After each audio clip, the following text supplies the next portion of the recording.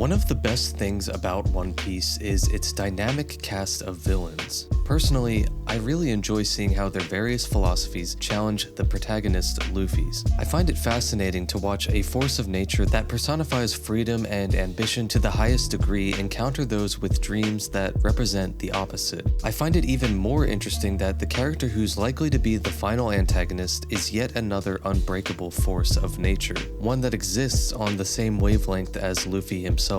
Blackbeard deeply understands Luffy and vice versa. He's a very different person, but the two pirates go hand in hand. They're practically two sides of the same coin, a pair of parallel fates, destined to clash at the top. In this video, I'll be discussing Marshall D. Teach and Monkey D. Luffy's complicated relationship and why I think they're one of the best pairs of rivals in fiction. The first thing to note when talking about Luffy and Teach is that they are not normal. They're portrayed to have deviant personalities both within One Piece and the standards of the real world. Luffy is someone that casually proclaims his dreams and fails to recognize that he sounds insane. He doesn't understand why other people would ever hesitate to go after what they want, and he hates people that refuse to try at all. Most people are afraid or don't even believe that they're capable, which may not be admirable, but in most cases it's at least understandable. What reason would Kobe have had to think that he could actually stand a chance against someone like Alvida? If he did escape, what would she have done to him if she caught him? But to Luffy, it's better to simply go for it and figure it out along the way. At least then you could say that you tried, and you'd be free. The unusual part is how strong his belief really is. He practically embodies every word, and it's not something that he consciously thinks about. Blackbeard is also an outcast in this way. He's the first person that Luffy comes across during his journey that isn't resistant to his bold mentality.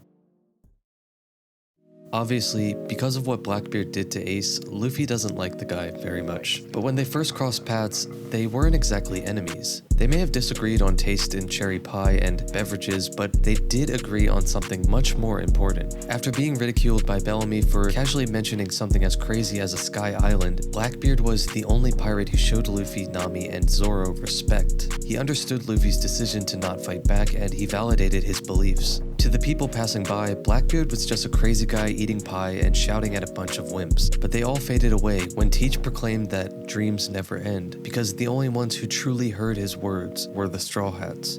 Blackbeard spoke to them as equals. He believed in Luffy's ambition, with his parting words being, "I hope you make it to the Sky Island." Keep in mind that this makes Blackbeard one of the few people to so openly endorse Luffy's dreams outside of the Straw Hats themselves. It's the respect and support from Blackbeard that intrigues me the most. He doesn't view Luffy as beneath him. He knows that Luffy means what he says. Kaido, one of the only other villains to show Luffy respect, still finds his dream of becoming Pirate King to be foolish. Blackbeard knows that those words hold merit. Blackbeard and Luffy view the world in almost the exact same way. They're cut from the same cloth. They both have larger-than-life dreams that they believe to be completely realistic. They both are incapable of hesitation when met with an opportunity to move closer towards their goals. They both are willing to die in the process. This extremely determined and romantic way of thinking is firm and unshakable, although to Luffy and Blackbeard, it's nothing special. It's no secret, nor is it anything complicated. To them, things like Sky Islands and even the One Piece are well within reality, but to the average person, they're ridiculous. The whole point of being a pirate is to essentially gain freedom, but ironically, the majority of pirates in the One Piece world see it as a waste of time to go after their dreams. Most of them resort to plundering, pillaging, and simply getting drunk because such things are more accessible and worthwhile. This doesn't just include Bellamy and fodder pirates, it extends to most of the major villains. Crocodile, Gecko Moria, even Don Krieg, all of these characters are strong and ambitious, but they all gave up on their dreams and settled for lesser goals. That's why each one of them lost to Luffy. Their wills were too flimsy and inevitably got outmatched by his. Even the four emperors, those intended to represent the pinnacle of strength on the seas, do not truly match Luffy and Blackbeard when talking about resolve. Kaido gave up on his dream to be Joy Boy and only recently decided to go after the One Piece with Big Mom. Whitebeard practically rejected the title of Pirate King. You could even argue that Shanks is guilty due to the spectator role that he's placed himself in. Don't get me wrong, each of the Yonko are still incredibly physically and mentally strong, made evident by their high degree of conqueror's hockey, but none of them are as free as Marshall D. Teach and Monkey D. Luffy.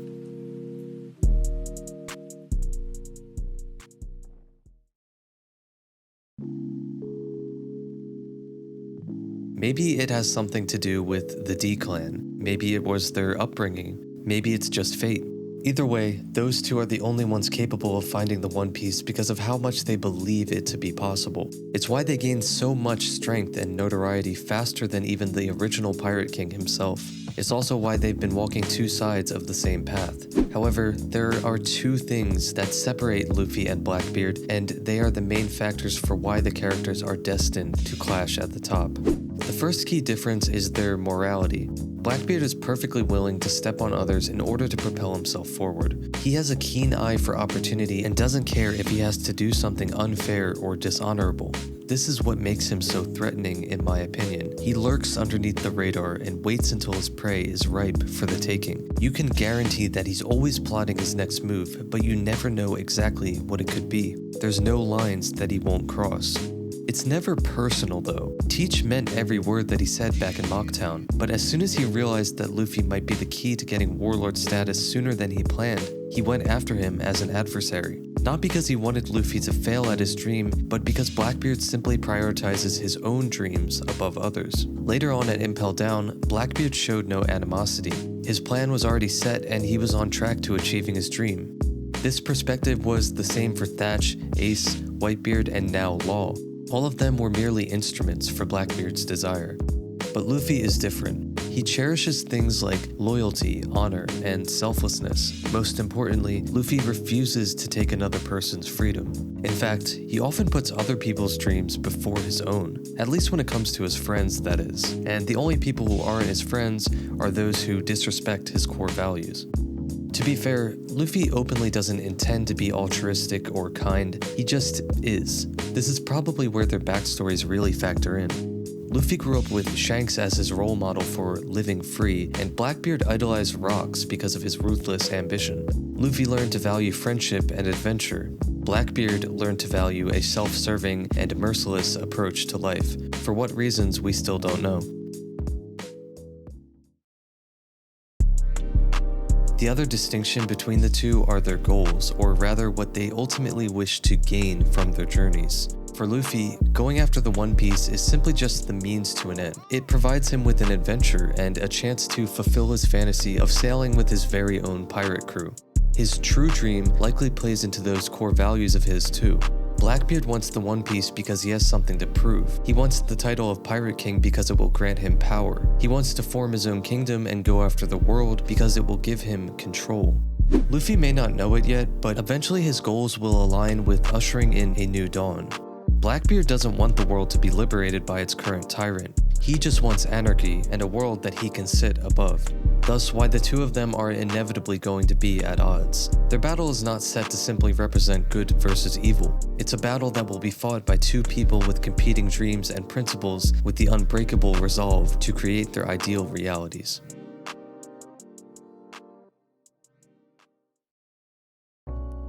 In a town of pirates that gave up on the era of dreams, Luffy and his crew were nothing more than a laughingstock. Only one man gave them approval, yet it was the person who would one day become Luffy's greatest enemy. But he wouldn't be a worthy challenge for the future king of the pirates if he didn't truly understand him. Blackbeard and Luffy are the strong pirates destined to change the world in the absence of Gol D. Roger. However, there is a reason why Blackbeard is not the one who Roger was counting on. Despite sharing so many similarities, these two characters are also polar opposites. They contradict each other just a bit too much to be able to exist in harmony, yet their paths are forever intertwined. That is why Blackbeard is Luffy's perfect rival, as well as the most compelling villain in the series. I hope you enjoyed listening to me discuss these characters, and if you want to see more, consider checking out my channel or even subscribing. That's all for now though. Hopefully I'll catch you in the next one. See ya.